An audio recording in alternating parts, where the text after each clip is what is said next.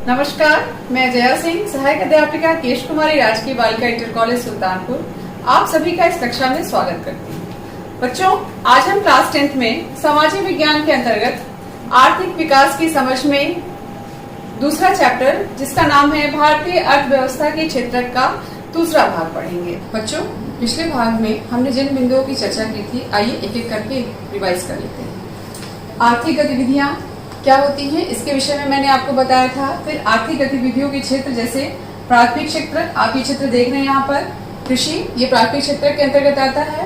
द्वितीय क्षेत्र, इसके अंतर्गत आपके उद्योग धंधे या जो फैक्ट्री लगाई जाती है। और तृतीय क्षेत्र, इसके अंतर्गत जो प्रोडक्शन हो रहा है उसको कैसे एक शहर से दूसरे शहर में ट्रांसपोर्ट किया जा रहा है उसके बारे में हमने जाना था। फिर इन तीनों ही क्षेत्रों की हमने तुलना पढ़ी थी और इन क्षेत्रों में क्या ऐतिहासिक परिवर्तन आए थे इनको जाना था। भारत में प्राथमिक, द्वितीयक और तृतीय क्षेत्र के बढ़ते महत्व को समझा था और विभिन्न क्षेत्रों में लोगों को रोजगार कैसे प्राप्त हुआ इसको जाना था। बच्चों, आज हम जिन बिंदुओं को पढ़ेंगे आइए उसकी चर्चा करते हैं। सबसे पहले हम जो पढ़ेंगे वो है मनरेगा, जिसे हम महात्मा गांधी राष्ट्रीय ग्रामीण रोजगार गारंटी अधिनियम कहते हैं। दूसरा टॉपिक है हमारा संगठित और असंगठित क्षेत्र। तीसरा है सार्वजनिक और निजी क्षेत्र और लास्ट में सारांश जो हमारे पाठ के लास्ट में दिया गया है। आइए बच्चों, अब हम अपने टॉपिक की शुरुआत करते हैं और टॉपिक की शुरुआत में सबसे पहले हम मनरेगा की चर्चा करेंगे। मनरेगा, जिसे महात्मा गांधी राष्ट्रीय ग्रामीण रोजगार गारंटी अधिनियम कहा गया। बच्चों, ये चित्र आप देख रहे हैं और इनके विषय में मुझे परिचय देने की आवश्यकता नहीं है, आप सभी जान रहे हैं ये हमारे राष्ट्रपिता महात्मा गांधी हैं और इन्हीं के नाम पर इस योजना का नाम आगे चलकर मनरेगा पड़ा था। बच्चों, जब मनरेगा की शुरुआत हुई थी तो इसे हम नरेगा के नाम से जानते थे, राष्ट्रीय रोजगार गारंटी अधिनियम, और वर्ष 2005 में इसकी रूपरेखा तैयार की गई थी। प्रधानमंत्री द्वारा 2 फरवरी 2006 को इस योजना को शुरू किया गया और इस योजना को शुरू करने का उद्देश्य यही था कि जो ग्रामीण क्षेत्रों में मजदूर और श्रमिक रहते हैं जिनके पास रोजगार की कमी होती है उनको समय समय पर रोजगार उपलब्ध कराना। आगे चलकर 2 अक्टूबर 2009 को इसका नाम महात्मा गांधी राष्ट्रीय ग्रामीण रोजगार गारंटी अधिनियम कर दिया गया। इस योजना की कुछ मुख्य विशेषताएं हैं, आइए हम उस पर एक एक करके चर्चा करते हैं। सबसे पहले देखिए, प्रत्येक ग्रामीण परिवार को 1 वर्ष में रोजगार के 100 दिन की गारंटी देना है, यानी कि जिन क्षेत्रों में रोजगार की उपलब्धता कम है उन क्षेत्रों में सरकार द्वारा ये गारंटी दी जाती है। बच्चों, ये तो बात हो गई नॉर्मल क्षेत्रों की। कुछ क्षेत्र ऐसे हैं जहां पर प्राकृतिक आपदा आ जाती है, जैसे बाढ़ आ गया, सूखा पड़ गया या फसल खराब हो गई, तो वहां पर 150 दिनों के रोजगार की गारंटी सरकार द्वारा दी जाती है। दूसरी विशेषता देखिए, यह योजना अनुसूचित जाति, जनजाति और ग्रामीण क्षेत्रों में गरीबी रेखा से नीचे रहने वाली महिलाओं के लिए आरक्षित है। ये योजना जो है उनको भी सुरक्षित करती है ताकि वे अपना जीवन यापन सुचारू रूप से कर सकें। 15 दिन के भीतर मनरेगा के अंतर्गत काम करने वाले श्रमिकों को या मजदूरों को रोजगार नहीं मिलता है तो सरकार द्वारा उन्हें बेरोजगारी भत्ता प्राप्त करने का अधिकार है। इसे काम का अधिकार भी कहते हैं। और इस योजना के अंतर्गत जो ग्रामीण क्षेत्र होते हैं वहां पर ग्राम पंचायतें होती हैं और ग्राम पंचायतें इन श्रमिकों या मजदूरों का रोजगार कार्ड बनाते हैं। उसके लिए क्या करना होता है कि उनके कुछ डॉक्यूमेंट्स होते हैं, उनका सत्यापन करना होता है और फिर उनका पंजीकरण कराया जाता है, यानी रजिस्ट्रेशन कराया जाता है। फिर ये कार्ड उनको मिल जाता है और इस कार्ड के माध्यम से वो रोजगार प्राप्त करने में सफल हो जाते हैं। बच्चों, अब हम अपने दूसरे टॉपिक को पढ़ेंगे जिसका नाम है संगठित और असंगठित क्षेत्र। लेकिन उस टॉपिक को डिस्कस करने से पहले मैं एक छोटी सी कहानी आपके सामने ले आना चाहूंगी और ये कहानी आपकी बुक से ही है। ये कहानी कांता और कमल की है। आप अपने बुक में देखेंगे कि कांता जो है एक ऑफिस में काम करती है और वो सुबह 9:30 बजे ऑफिस जाती है और शाम को 5:30 बजे तक अपने ऑफिस में रहती है। आप ये चित्र देख सकते हैं कि कांता कितने आराम से ऑफिस में बैठ के अपनी ड्यूटी कर रही है। वह नियमित रूप से प्रत्येक माह के अंत में अपना वेतन भी प्राप्त करती है। इसके अलावा उसे सरकारी नियमों के तहत भविष्य निधि भी प्राप्त होती है और उसे चिकित्सीय सुविधाएं, इसके अलावा भी अन्य तरह के भत्ते भी प्राप्त होते हैं। वह संडे को अपने ऑफिस नहीं जाती है लेकिन फिर भी उस दिन का वेतन उसे मिलता है। इसके अलावा जब उसने अपनी नौकरी प्रारंभ की थी तब उसे उसके नियोक्ता ने एक नियुक्ति पत्र दिया था और उस नियुक्ति पत्र में उसकी नौकरी से संबंधित शर्त और निबंधन थे, उनका उल्लेख किया गया था। लेकिन ठीक उसके विपरीत जो उसका पड़ोसी है कमल, वो एक दुकान में काम करता है और वह सुबह 7:30 बजे दुकान पर जाता है और शाम 8 बजे तक काम करता रहता है। आप इन दोनों ही व्यक्तियों की तुलना कर लीजिए तो देख लीजिए कि एक सुबह 9:30 से 5:30 बजे तक ऑफिस जा रहा है और दूसरा जो है सुबह 7:30 से रात के 8 बजे तक काम कर रहा है। इसके अलावा देखिए कमल जो है उसे अपनी मजदूरी के अतिरिक्त अन्य कोई भत्ता नहीं मिलता है।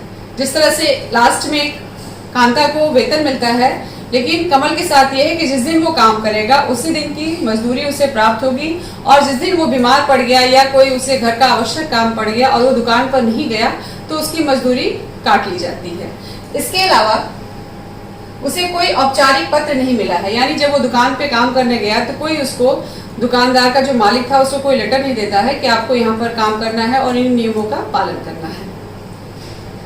उस दुकान में नियुक्ति के बारे में कोई जानकारी नहीं दी गई है और उसका नियोक्ता उसे किसी भी समय काम से हटने के लिए कह सकता है, यानी इसमें रोजगार की कोई गारंटी नहीं है।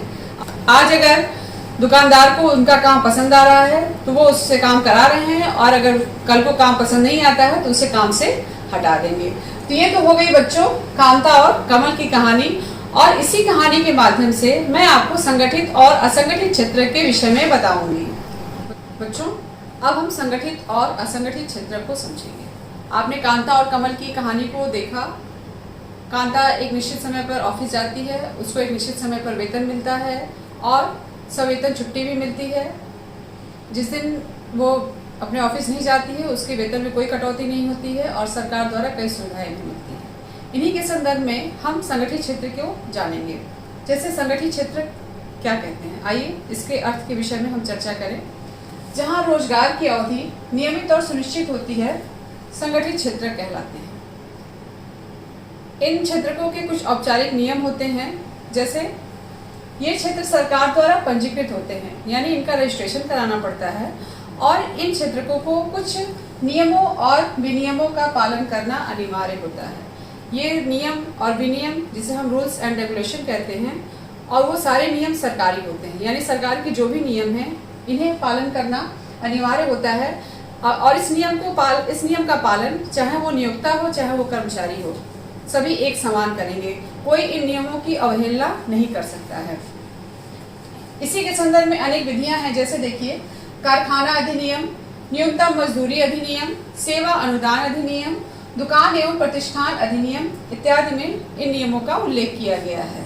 बच्चों, संगठित क्षेत्रों में रोजगार गारंटी के साथ ही साथ यदि उनसे निश्चित समय से अधिक काम दिया जाता है तो उस संस्थान का जो नियोक्ता है इन कर्मचारियों को घंटे के आधार पर अतिरिक्त भुगतान भी करता है, यानी अगर उनसे ओवर टाइम कराया जाता है तो उन्हें अतिरिक्त पैसा भी दिया जाता है। इसके अलावा प्रबंधन द्वारा स्वास्थ्य सुविधाएं भी प्रदान की जाती हैं, जैसे जो उनको मेडिकल या चिकित्सकीय लाभ दिए जाते हैं। इसके अलावा उन्हें पेयजल की सुविधा और शौचालय या स्वच्छता की सुविधा का भी ध्यान रखा जाता है।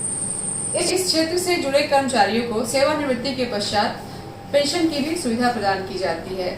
जैसे आपने देखा कि कांता को भविष्य निधि भी प्राप्त है और इसके अलावा पेंशन की सुविधा भी उसे प्रदान की गई है। संगठित क्षेत्रकों में भी कुछ लोग किसी के द्वारा नियोजित नहीं होते हैं, बल्कि वह स्वतः काम करते हैं, लेकिन उनके लिए भी कुछ औपचारिक नियम हैं जिसे उन्हें फॉलो करना पड़ता है।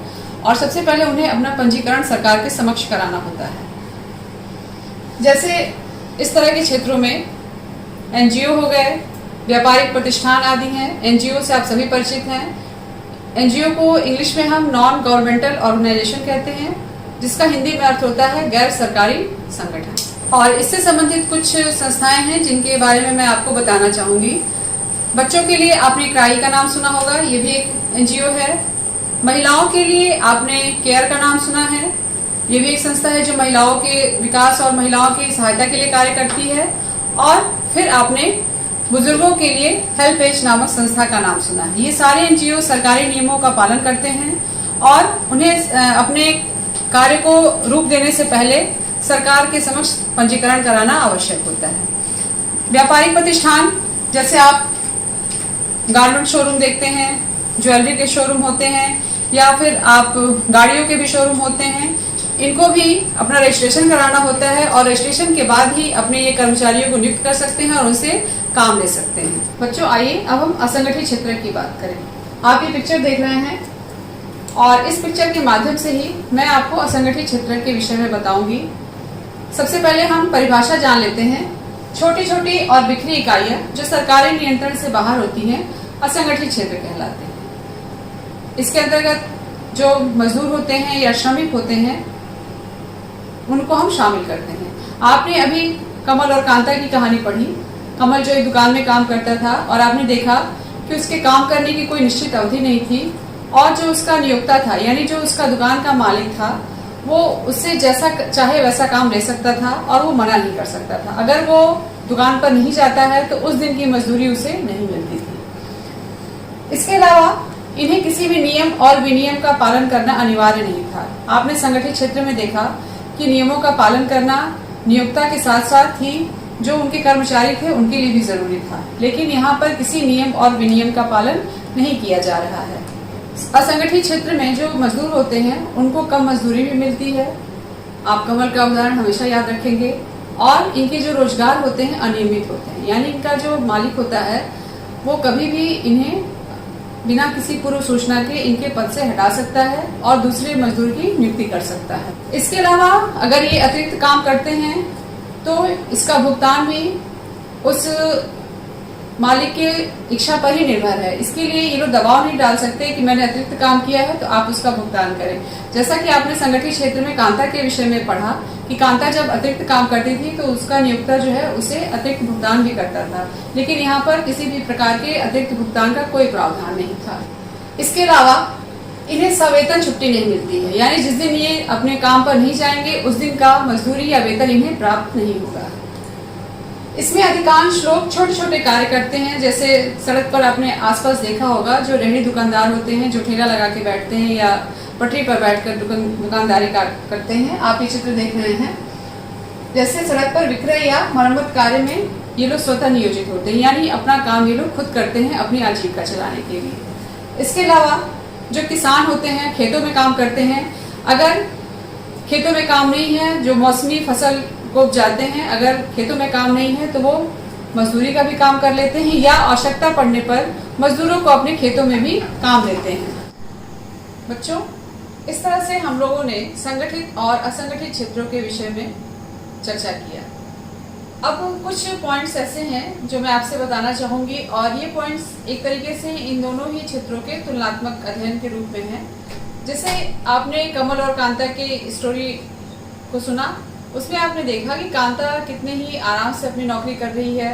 वह एक निश्चित समय पर ऑफिस पहुंचती है और उसको सारी निश्चित सुविधाएं उपलब्ध कराई जाती हैं उस नियोक्ता क्षेत्र के द्वारा और उसका भविष्य भी वहां पर सुरक्षित हो जाता है। उसे अपने भविष्य की कोई चिंता नहीं होती क्योंकि तमाम तरह की सहायता उस क्षेत्र से उसे प्राप्त होती है। लेकिन कांता के अपेक्षा कमल की जो कहानी है वो थोड़ी अलग है। कमल बहुत मेहनत से अपने दुकान में काम करता है, लेकिन वो अपने भविष्य के प्रति बहुत ज़्यादा सुरक्षित नहीं महसूस करता है। क्यों? क्योंकि उसे पता है कि उसका जो मालिक है जब तक उसे उसकी ज़रूरत है तब तक वो उससे काम ले रहा है और जैसे ही उसकी ज़रूरत खत्म होगी वो उसको काम से हटा देगा।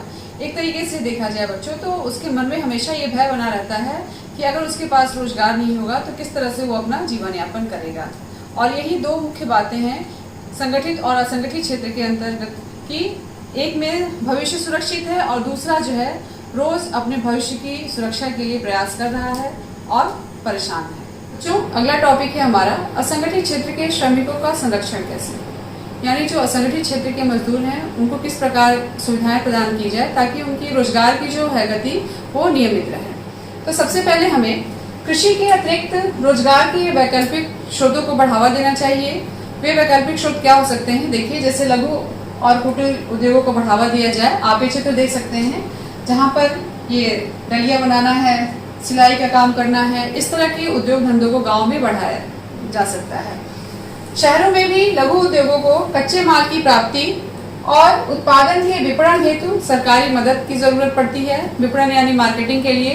तो यहाँ पर भी जो गवर्नमेंट संस्थान होते हैं वहाँ से इन लघु उद्योगों को समर्थन और सहयोग मिलना आवश्यक है। बच्चों, इस टॉपिक के अंतर्गत हम दो नए शब्दों पर चर्चा करेंगे, लघु और कुटीर उद्योग। लघु और कुटीर उद्योग को बताने के लिए मैं आपको कुछ बातें बताना चाहूंगी। लघु उद्योग का अर्थ आप लोग समझते होंगे, लघु मीन्स छोटा। तो ये लघु उद्योग बच्चों बहुत ही छोटे स्तर पर जो औद्योगिक इकाइयां स्थापित की जाती हैं, जो फैक्ट्री, छोटी छोटी फैक्ट्रीज बनाई जाती हैं, वो लघु उद्योग होते हैं। और इन उद्योगों को सरकारी सहायता की भी आवश्यकता पड़ती है। इसमें जो उत्पादन कार्य होता है उसके लिए मशीनरी का यूज किया जाता है और इसमें हम श्रमिकों को रखकर भी उत्पादन कार्य करा सकते हैं। अब आती है बच्चों कुटीर उद्योग की बात। कुटीर उद्योग ये स्थानीय स्तर पर होते हैं। आपने अपने गांव में या अपने शहर के मोहल्लों में देखा होगा कि जो बढ़ई, सुनार, लोहार होते हैं वो घरों पे ही कुछ न कुछ अपना काम धंधा करते रहते हैं, तो वो उनका जो है कुटीर उद्योग कहलाता है।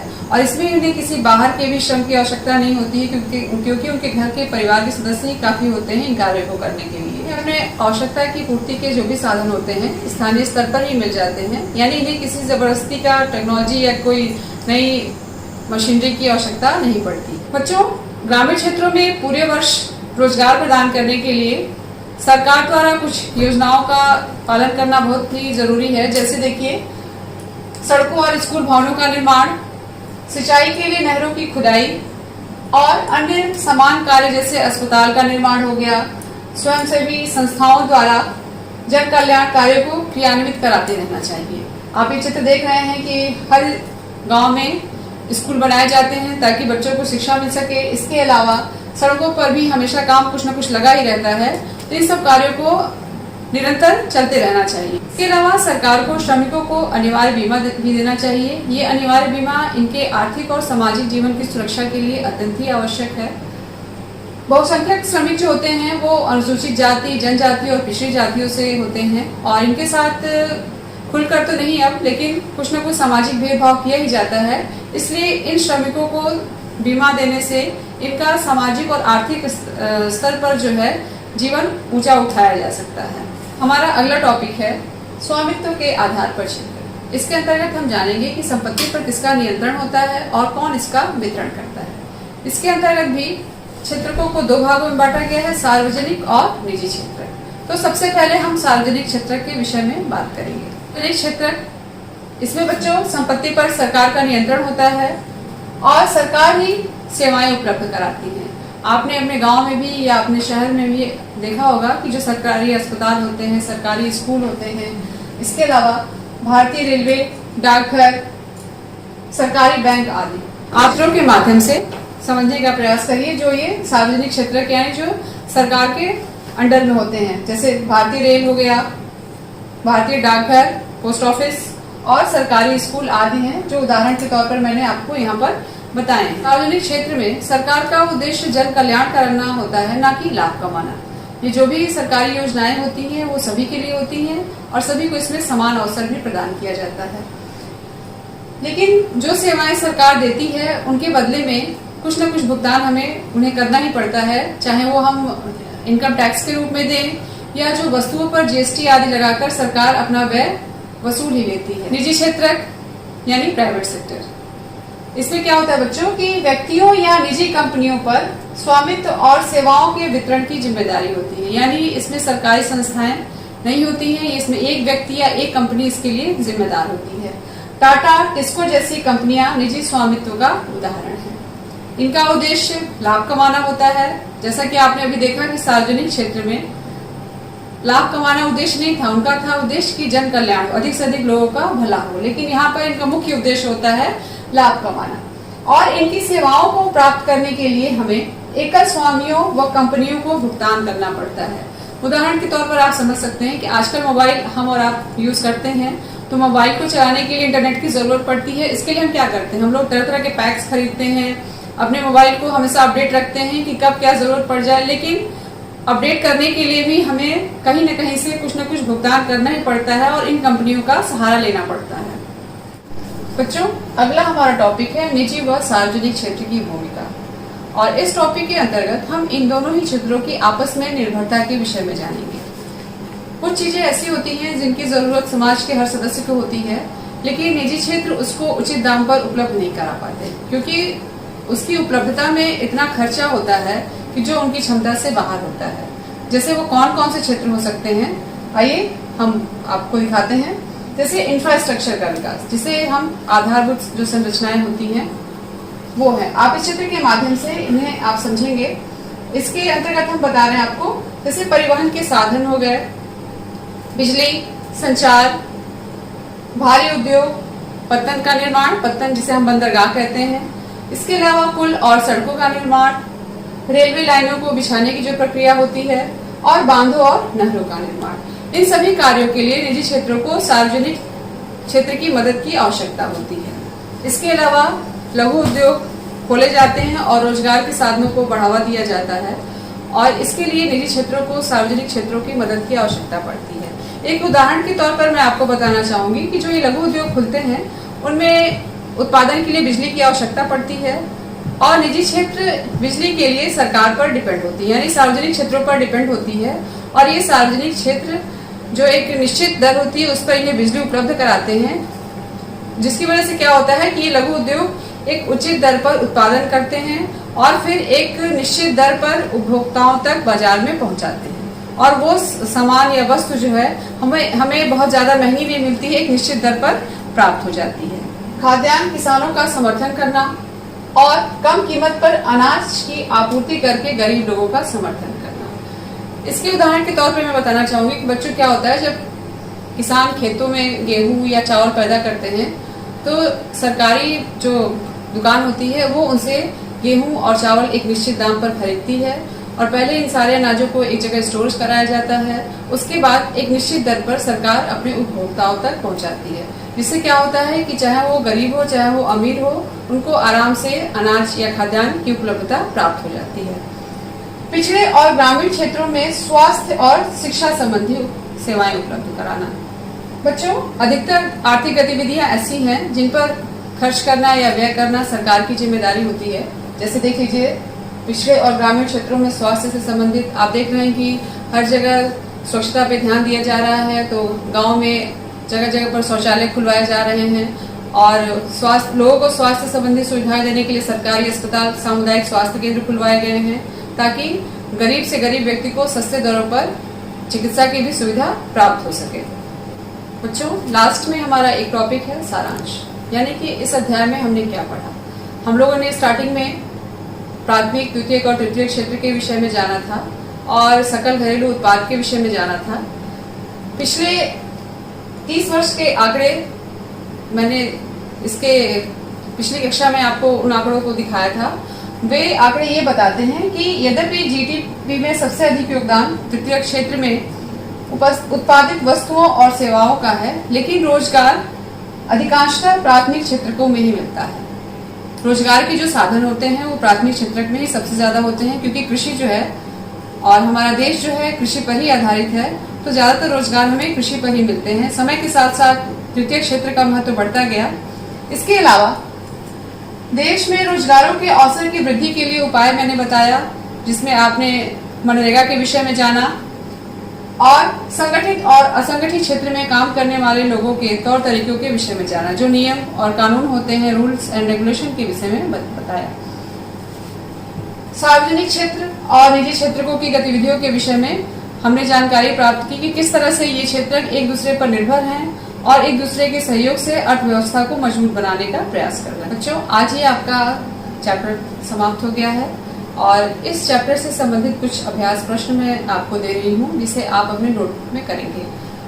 देखिए, पहला प्रश्न है आपका, नरेगा की शुरुआत कब हुई और अब इसे किस नाम से जानते हैं। मैंने इस क्लास की स्टार्टिंग में ही बताया आपको मनरेगा के विषय में।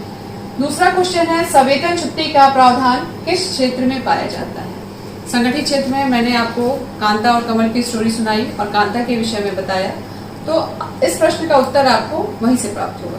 बच्चों, तीसरा प्रश्न है आपका, असंगठित क्षेत्र के श्रमिकों को संरक्षण की आवश्यकता क्यों है। इस प्रश्न के संबंध में मैं कुछ आपको बताना चाहूंगी। जब आपने संगठित और असंगठित क्षेत्र पढ़ा और मैंने कमल और कांता की कहानी आपको सुनाई, उसी के अंतर्गत आप देखा होगा कि किस तरह से संगठित क्षेत्र में जो कांता नौकरी कर रही है वो कितना सुरक्षित महसूस करती है, और कमल जो है वो हमेशा एक दबाव में रहता है, क्योंकि उसे लगता है कि उसका भविष्य सुरक्षित नहीं है, और तमाम तरह की परिस्थितियों को वो झेलता हुआ अपना जीविकोपार्जन कर रहा है। तो इसके अंतर्गत हम लिखेंगे कि इन्हें अपने भविष्य की सुरक्षा के लिए सरकार की तरफ से क्या मदद मिलनी चाहिए, और किसके अलावा जो इनके नियोक्ता क्षेत्र होते हैं यानी जिन मालिक के यहाँ ये नौकरी करते हैं उनको भी कुछ ऐसे प्रावधान बनाने चाहिए ताकि भविष्य में जब इन्हें जरूरत पड़े पैसों की तो ये उस पैसे का उपयोग अपनी जरूरतों को पूरा करने के लिए कर सके। चौथा है स्वामित्व के आधार पर आर्थिक गतिविधियों के क्षेत्रकों के मध्य अंतर बताइए, यानी सार्वजनिक और निजी क्षेत्रकों के मध्य अंतर को आप लिखेंगे। और लास्ट क्वेश्चन है सार्वजनिक क्षेत्रकों का राष्ट्र निर्माण में क्या भूमिका है। धन्यवाद।